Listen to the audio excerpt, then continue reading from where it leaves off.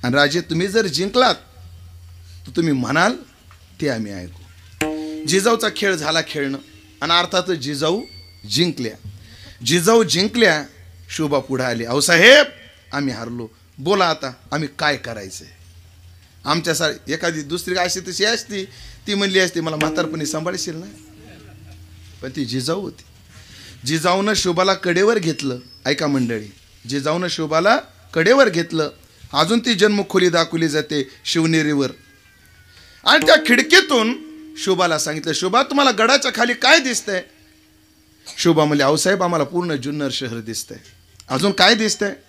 त्या शहरातला भोयकोट वाडा दिसतोय. अजून काय दिसतंय. त्या वाड्यावरचं आम्हाला हिरवं निशाण दिसतं. शोभा आम्ही जिंकलो ना. हो. आम्ही म्हणाल ते तुम्हाला ऐकायचं आहे ना. हो. आम्हाला काही देऊ नका, फक्त या हिरव्याचं भगवं करून द्या, बाकी आम्हाला काहीच नको. ह्याला म्हणतात आई, हिला म्हणतात संस्काराचं बीजावरोपण. म्हणून ज्यार्थी शोभा घडला, शोभा त्यार्थी श्रेय जिजाऊच आहे. म्हणून पहिल्यांदा माय, बापाची भूमिका कमी नाही महाराज, बापाची भूमिका आहे. जशी लेकराच्या घडणीमध्ये बाप महत्वाचा असतो तशी आई महत्वाची असते. म्हणून ते साहित्यिक लय गोड उदाहरण देतात. जेव्हा मडकं ओलं घडवायचं असतं ना, त्याला आतून एक हात द्यावा लागतो आणि बाहेरून थापटण्यानं त्याला ठोकावं लागतं.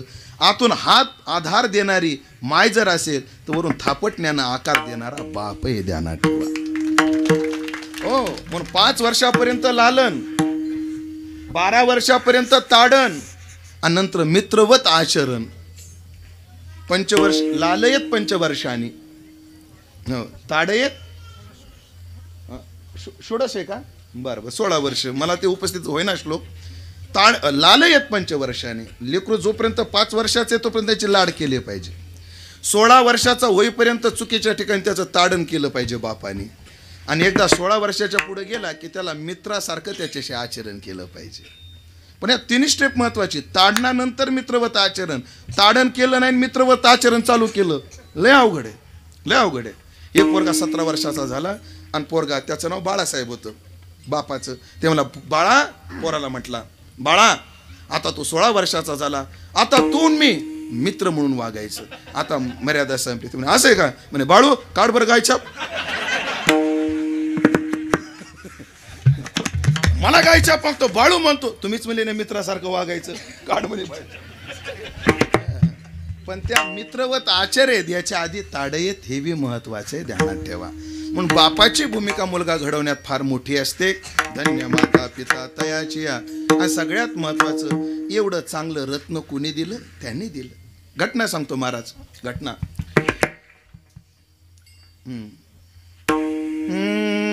चौथा बागुल नरहरी, चौथा बागुल नरहरी, चौथा बागुल नरहरी, चौथा बागुल नरहरी. थोर थांबत गुरगुरी, थोर थांबत दैत्य वधुनी मांडीवरी, दैत्य वधुनी मांडीवरी, दैत्य वधून मांडीवरी, दैत्य वधून मांडीवरी. भक्त प्रल्हाद रक्षिला, भक्त प्रल्हाद रक्षिला, भक्त प्रल्हाद रक्षिला, भक्त प्रल्हाद रक्षिला. कृष्णा राहे रे ओगला नाही तर सांगेन त्या बाबूला. कृष्णा राहे रे ओगला नाही तर सांगेन त्या बाबूला. राहे रे ओगला नाही तर सांगेन त्या बाबूला. राहे रे ओगला नाही तर सांगेन त्या बाबूला. मुसळनाशी उशीर झाला रवी सोड गोविंदा, रवी सोड गोविंदा, रवी सोड गोविंदा, रवी सोड गोविंदा, रवी सोड गोविंदा. कृष्णा राहे रे ओगला नाही तर सांगेन त्या बाबूला. राहे रे ओगला नाही तर सांगेन त्या बाबूला. राहे रे ओगला नाही तर सांगेन त्या बाबूला.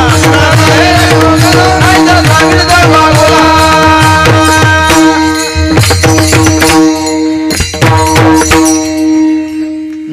नामदेवाचा बागुले. असं संत वाङ्मयात लय हो, फक्त पिंगळाच नाही.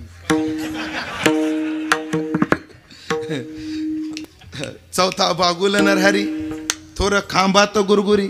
सगळ्याला उदाहरण माहिती, विस्तार करत नाही. थोर खांबात गुरगुरी, दैत्य वधोनी मांडीवरी. हिरण्यकशिपूला मांडीवर घेतलं आणि फाडलं, चौकटीत फाडलं. आणि भगवान हात घालायचे आणि त्या नरसिंहाचे आतडे बाहेर काढायचे, परत हात घालायचे, आतडे बाहेर काढायचे. प्रल्हादानं विचारलं, देवा मारला माझा बाप तुम्ही, मेलाय आता तो, आता त्याच्या आतडे का बाहेर काढताय तुम्ही, का काढताय? प्रल्हादा तसं नाही रे, ज्या कुशीतून तुझ्यासारखा प्रल्हाद निघाला ह्याच्यात अजून एखादा प्रल्हाद आहे का हे शोधतोय म्हणे,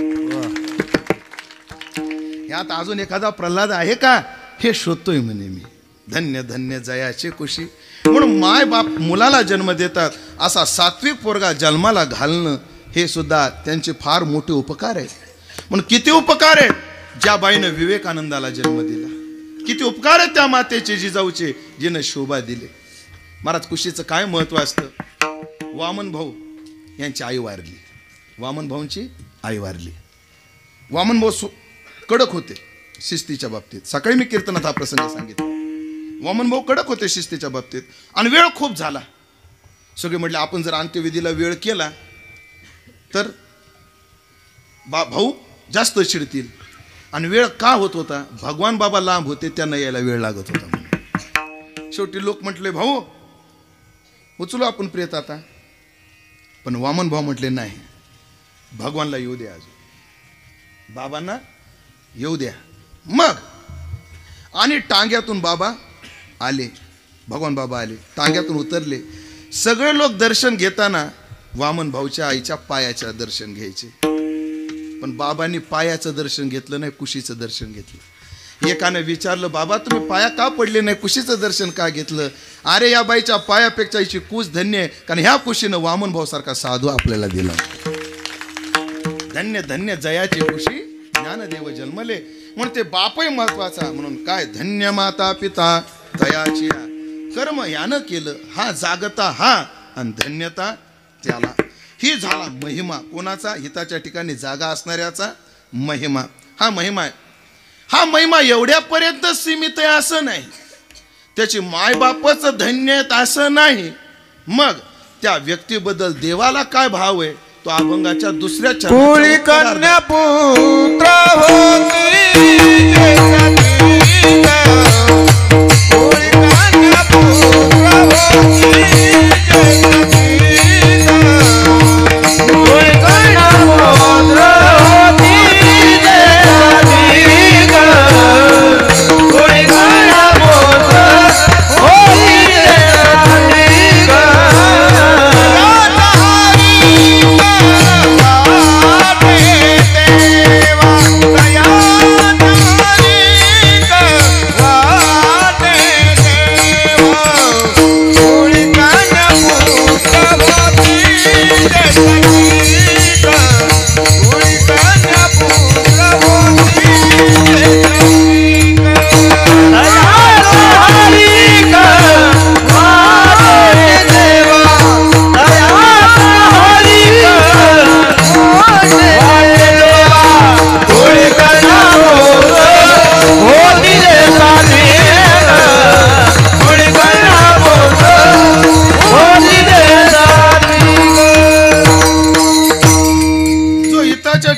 जागा आहे त्याला लोकमान्यता काय आहे? कोणी जर हिताच्या ठिकाणी जागा असणारं दिसलं, लोक म्हणतात वा काय त्याची माय धन्य, काय त्याचा बाप धन्य. मी माझ्या बापाचं सांगतो. आमचे वडील परमार्थाचे विरोधक होते. आईला थोडी आवड, पण मी आलो आळंदीला. वडिलाच्या गळ्यात माळ नाही, काही नाही. अधिक मासाचा सप्ताह तात्याने माझं कीर्तन ठेवलं. वडील आले, आई आल्या. आणि मग आले आई वडील. येत नव्हते, मी बळ आणला, आता ते सगळा विस्तार करत नाही. ते आले आणि आल्यानंतर माझं कीर्तन झालं. आरती तुकारामा स्वामी सद्गुरुधामा. आणि दासाकडून त्या दिवशी कीर्तन जरा बरं झालं. कीर्तन झालं, सगळ्यांनी माझं कौतुक केलं. आणि मग मी त्यांच्यासोबत जायला लागलो. मग कोणी विचारायचं हे कोण आहेत? मी म्हणायचं आमचे वडील आहेत, ही माझी आई आहे. आणि सगळे विद्यार्थी माझ्या आई वडिलाच्या पाया पडायचे आणि माझे वडील वरच्या शर्टाचे घुटणं लावायचे. समजून घ्या तुम्ही. ते काय करायचे, वरचं बटन निसटलं तरी पुन्हा लावून घ्यायचे. समजलं तुम्हाला? आता नाही बोलायचे असते. मग आता माळकरी झाले, आता ज्ञानेश्वरी गाथा वाचल्याशिवाय पाणी पित नाहीत. ते नंतरचं परिवर्तन आहे. ऐका मंडळी, मग एखादा मुलगा जन्माला आला, काय त्याचे मायबाप धन्य. म्हणून धन्य माता पिता तयाची, हे आपुल्या हिता असे जो जागता ह्याची लोकमान्यता आहे. पण त्याला फक्त लोकमान्यता आहे असं नाही, याला देवमान्यता पण आहे. तयाचा हरिक वाटे देवा, देवाला सुद्धा आनंद वाटतो. हो, कोणाला? अशा सात्विक लोकांकडे पाहून देव सुद्धा आनंदी होतो. जेव्हा अशी गोड गोड लहान लेकरं नाचतात ना, भाळे भोळे भक्त गातात ती साबडे, त्यांचे प्रेम आवडे विठोबाशी, हे नाचतात ना, तेव्हा त्यांनाही आनंद होतो. प्रल्हाद जन्माला आला, देवाला किती आनंद झाला. तयाचा हरिक वाटे देवा. महाराज नामदेवराय जन्माला आले, नामदेवराय जन्माला आले, देवाला राहावे ना. देव पळत नामदेवरायच्या घरी गेले. जन्मता पांडुरंगी जीवेवरी लिहिले. आणि नामदेवरायचं बारसं कोणी केलं? देवाने केलं. तुकाराम महाराजाचं बारसं देवाने केलं. ध्रुवाचे लाड देवाने पुरवले. सगळी लहान लहान मुलं पाहता वेळ कमी आहे. तयाचा हरिक वाटे देवा. कोणाचा? कुळी कन्या पुत्र होती जी सात्विक. जे सात्विक लेकर आहेत ना त्यांचं. आता ही सात्विकता कशी? आता गीता उघडून बघा तुम्ही, आहारावरून तपावरून कळतं हा कसा आहे काय. आता सगळं सांगण्यापेक्षा आपण आहाराचंच फक्त 2 मिनिटात पाहू. एखाद्याला कसं आहार आवडतो? यात यामम गतरसम, सडलेलं पुचक आंबट आंबलेलं, हे ज्याला आवडतं ओळखून जावं तो तमोगुणी. भोजनम तामस प्रिय. म्हणजे मग असं जेवण कोणते 1-2 पदार्थ सांगा ना. इडली सांबर. माता माऊलीनं खरं सांगाय, तांदूळ सडवल्याशिवाय इडली होती का? अनारसे, हे यात यामम आहे. काय काय लोकांना शिळं लय आवडतं. रात्रीच बायकोला, भात थोडा जास्त कर का, सकाळी फोडणीचा भात खायचा आहे मला. हे यात यामम गत रसम, ज्याच्यात रस नाही काय नाही असं खाणं. ओळखून जावा. असं ज्याला आवडतो तो तमोगुणी. हे कुरकुरे गतरसम. गतरसम मध्ये काय बसतं पुन्हा? कुरकुरे. हे तमोगुणी आहार. रजोगुणी काय? कटु आम्ल लवणा त्युष्ण तीक्ष्ण रुक्ष्ण विधाहीन. कटू कडू, आम्ल आंबट, आम्ल तीक्ष्ण म्हणजे दाताला टोचणार.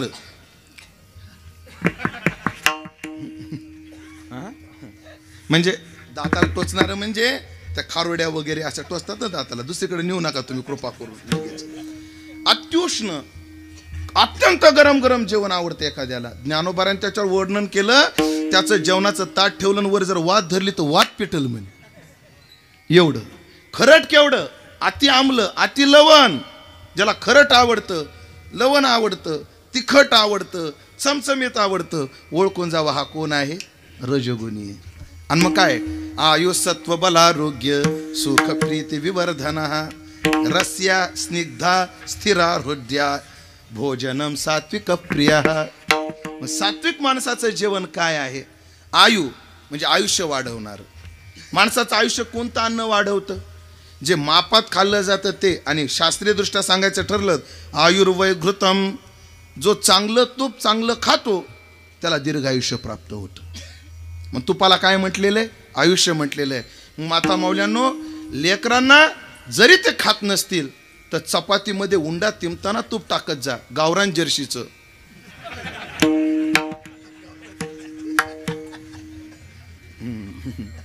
तसा शब्द जुळतच नाही. ते आमच्याकडे शब्द आहे, जर्सी भाकर दे ना, म्हणजे थोडीशी.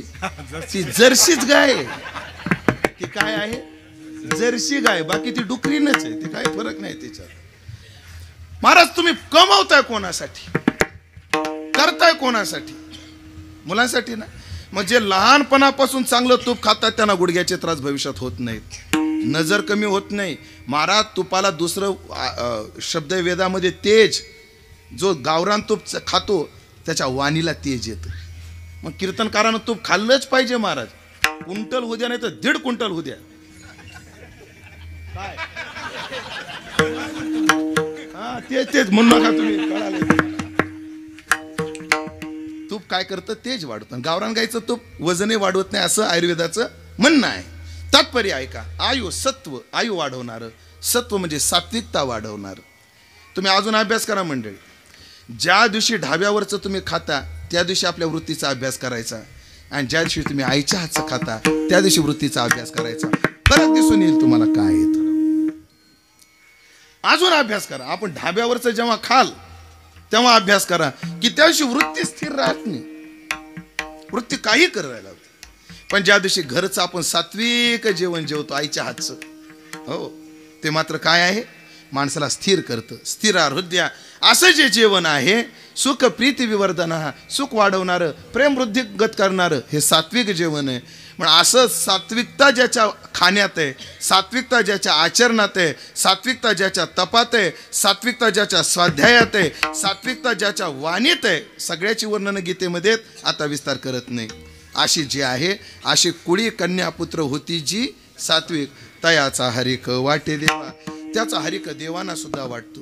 पहिल्या चरणात झाली लोकमान्यता, दुसऱ्या चरणामध्ये झाली देवमान्यता. काही लौकिकात मान्य होत नाहीत पण देवाला मान्य होतात. चला, काही लौकिकातही मान्य आहेत, देवालाही मान्य आहेत, पण संताला मान्य होतीलच असं मात्र नाही. करसे ते देवा करी माझे सुखे, परिमी त्यासी मुखे न म्हणे संत. या चरणात काय, देव मान्य आहे पण तो काय नाही, संत मान्य नाही. हे ध्यानात ठेवा. म्हणून जो सात्विक आहे, जो जागत आहे, तो लोकमान्य आहे, धन्य माता पिता तयाची, तो देवमान्य आहे, तयाचा हरिक वाटे देवा. तसाच तो संतवान्य आहे. अभंगाचं 4थं चरण. तुका म्हणे माझ घडो त्यांची सेवा, घडो त्यांची सेवा, घडो त्यांची सेवा, घडो त्यांची सेवा, घडो त्यांची सेवा. तुका म्हणे माझ घडो त्यांची सेवा, म्हणे माझ घडो त्यांची सेवा. तुका म्हणे माझ घडो त्यांची सेवा, घडो त्यांची सेवा, घडो त्यांची सेवा, घडो त्यांची सेवा, घडो त्यांची सेवा. तुका म्हणे माझ घडो त्यांची सेवा, बली माझ्या दैवा,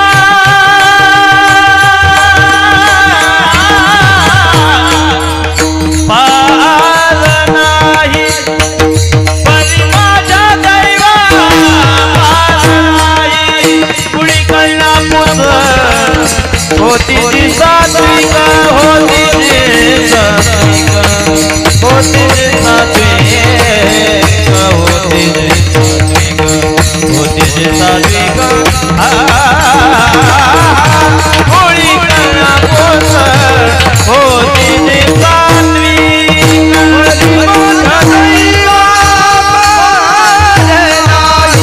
हरी माझ्या दैवा, पाल नाही.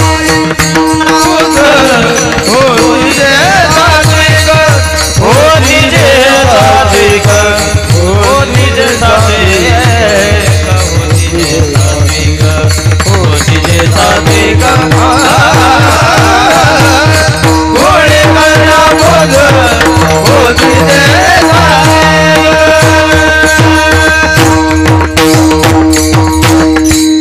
पहिल्या चरणात लोकमान्यता, दुसऱ्या चरणात देवमान्यता आणि चौथ्या चरणात संत मान्यता. कारण तुकाराम महाराज सारख्या साधूला वाटावं, तुका म्हणे मज घडो त्याची सेवा, तरी माझ्या दैवा पार नाही, तरी माझ्या दैवाला पार नाही का, अशांची सेवा घडली तर. म्हणजे तुकाराम महाराज सारख्या निर्भीड साधूला सुद्धा त्यांची सेवा करावी वाटते, म्हणजे हे काय आहे, संत मान्यता आहे. त्याच्या ठिकाणी जो जागा आहे त्याचा महिमा तुम्ही सांगितला, तो लोकमान्य आहे, देवमान्य आहे, संत मान्य आहे. पण त्याचं लक्षण काय, लक्षण सांगताना महाराज म्हणतात, गीता भागवत करीती श्रवण, अखंड चिंतन विठोबाचे.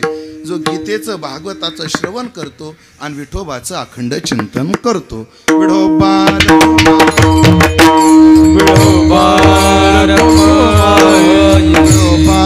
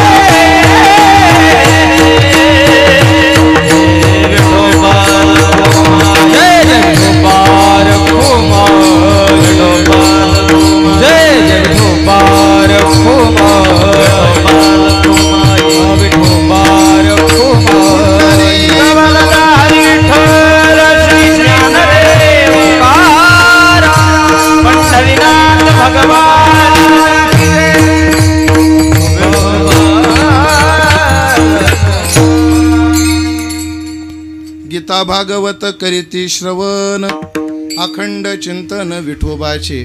तो हिताच्या ठिकाणी जागा आहे हे दिसत नाही, पण कशावरून त्याची लक्षणं महाराजांनी सांगितलं. जो गीतेचं भागवताचं श्रवण करतो आणि विठोबाचं अखंड चिंतन करतो. गीतेचं चिंतन का, गीतेचं श्रवण का, भागवताचं श्रवण का? आपल्या भारतीय संस्कृतीतले अत्यंत महत्त्वाचे 2 ग्रंथ आहेत.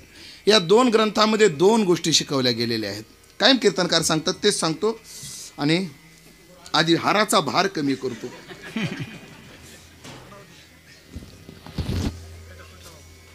आपुल्या हिता अशी जो जागता. ऐका मंडळी, गीता काय माणसानं जगावं कसं हे शिकवते आणि भागवत काय आहे माणसानं मरावं कसं हे शिकवते. माणसाच्या जीवनाचे 3च पान आहेत, जन्म, जीवन आणि मरण. ज्याला जन्म सुधारता आला, ज्याला जीवन सुधारता आलं त्याला मरण सुधारता येतं, आणि ज्याला मरण सुधारता आलं त्याचा जन्म सुधारला. ध्यानात ठेवा. म्हणजे या 3 गोष्टीचं मार्गदर्शन हे 2 ग्रंथ करतात. जगायचं कसं अर्जुनाला शिकवलं तसं. कर्मण्येवाधिकार असते मा फलेषु कदाचन माम नुस्मर युद्धच, असं जगायचं. मनमना भव मद्भक्तो मद्याजी माम नमस्कुरु, असं जगायचं. आणि मरायचं कसं? भागवताची सुरुवातच अशी आहे. परीक्षित म्हणतो म्रियमानस्य सर्वथा किम कर्तव्य. जो माणूस मरणासन आहे त्याचं कर्तव्य काय आहे? ज्याचं 7 दिवसावर मरण आहे त्यानं काय केलं पाहिजे? मला वाटतं फक्त परीक्षितीचं 7 दिवसावर मरण आहे असं समजू नका तुम्ही. आम्ही सगळे 7 दिवसातच मरणार आहेत. 8वा दिवस उजाडणार नाही आपल्याकरता. घाबरू नका. सोमवारी नाही मिळत तर मंगळवारी मरू, मंगळवारी नाही तर बुधवारी, गुरुवारी, शुक्रवारी, शनिवारी, रविवार, पुन्हा सोमवार आलाच. या 7 दिवसातच मरणार आहेत आपण. ध्यानात ठेवा. म्हणून म्रियमान व्यक्तीनं काय केलं पाहिजे, कोणता जप केला पाहिजे, काय केलं पाहिजे? जेव्हा परीक्षितीने हा प्रश्न विचारला त्याचं कौतुक करताना शुकाचार्याने काय केले? वर्यानेश ते प्रश्न कृतम लोकहितम द्रुप. राजा काय गोड प्रश्न विचारलास, आणि कसा प्रश्न विचारलास? लोकहितम द्रुप, समाज हिताचा प्रश्न तो विचारलास. कारण हा प्रश्न सगळ्यांचा आहे, सगळ्यांकरता आहे. आणि मग काय केलं? परीक्षितीनं प्रश्न विचारला, मरणासन्न व्यक्तीनं काय केलं पाहिजे? लगेच शुकाचार्याने सांगितलं चांगलं चुंगलं खाऊन घेतलं पाहिजे, खातेफोड करून घेतली पाहिजे. नाही, तेव्हा परीक्षितीला सांगितलं सर्व त्याग केला पाहिजे, जिथं श्वास झालं पाहिजे, जितासन झालं पाहिजे, आणि त्या परमात्म्याचं स्मरण केलं पाहिजे. असो, पण मरावं कसं? भागवत. जगावं कसं? गीता. गीता भागवत करीती श्रवण आणि अखंड चिंतन विठोबाचे. ज्याच्या चिंतनात कायम विठोबाचं चिंतन आहे, देवाचं चिंतन आहे.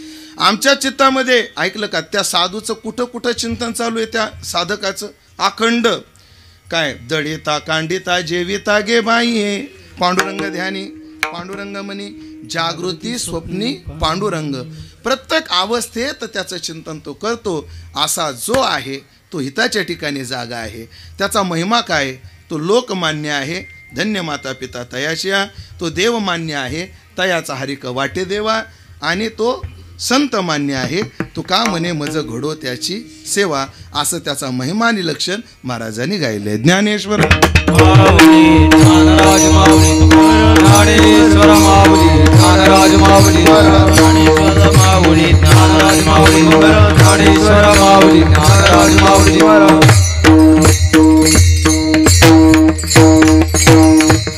सेवेचा भाग संपला. आणि असंच हिताच्या ठिकाणी जाग करण्याचं, प्रयत्न करण्याचं काम ज्यांनी इथं चालवलेलं आहे असे आमचे राहुलजी महाराज डोंबरे आहेत. त्यांना सहकार्य करणारी सर्व महाराज मंडळी आहेत, ज्यांचा मी सुरुवातीला नामोल्लेख केलेला आहे. या सर्व मंडळीच्या सहकार्याने आणि तुमच्या परिसरातील भाविकांच्या सहकार्याने एवढं धर्माचं कार्य या ठिकाणी घडतंय. हे कार्य असंच घडत राहावं. एक सांगू, एखाद्या महाराजानं गाडी घेणं आता अवघड राहिलेलं नाही. एखाद्या महाराजाने एखादी बिल्डिंग बांधणं एवढं अवघड राहिलेलं नाही. एखाद्या संस्थानिकाने 100 एकर जमीन घेणं हे सुद्धा अवघड नाही.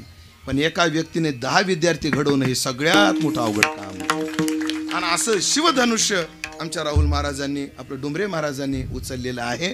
त्यांना आपण सर्वांनी सहकार्य केलेलं आहे, करत राहावं अशी सर्वांना प्रार्थना करतो. पुन्हा एकदा या साधकांविषयी आदर व्यक्त करतो. काय आमच्या संस्थेचे वैकुंठवासी मारुती बाबा गुरव हे आळंदी सोडून कुठंच जायचे नाही.